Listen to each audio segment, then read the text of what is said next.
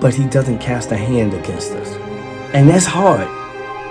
It's hard when you feeling the anger which God is feeling, but he has to tell me, don't sin. Don't let them get you to a point where you're acting foolish like a child, crying. I found myself acting like a child dealing with this person, so automatically I had to say, cut. I was embarrassed by my actions with them. Devil enjoyed every moment of it. I got you. And he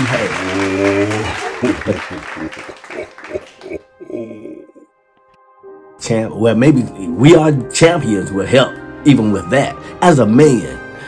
Okay, so I'm saying with that, trying to bring this, let me bring this series, this moment to an end, is that we as men, we need to understand our calling.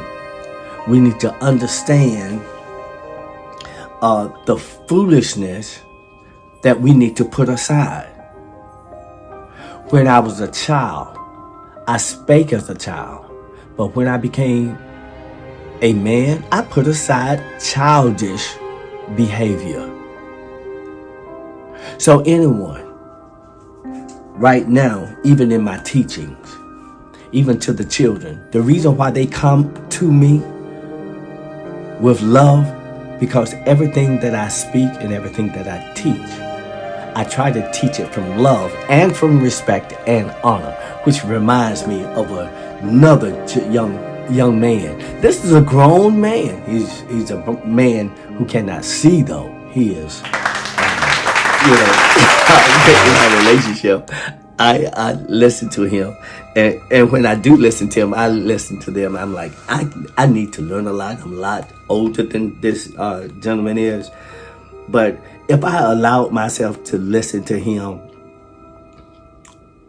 it's like the blind leading the blind. I said, why the hell would I do that? Okay, when you learn better, you should do better. And I found myself, when you find yourself spending too much time with listening to a child or someone who does not have your wisdom, you start acting like them. I found myself in a place with this young man, he's like in his 50s. I let my guard down, and I let my God down when I sat there and entertained his foolishness. I entertained it, and before I knew it, I was acting like a damn child. Sitting here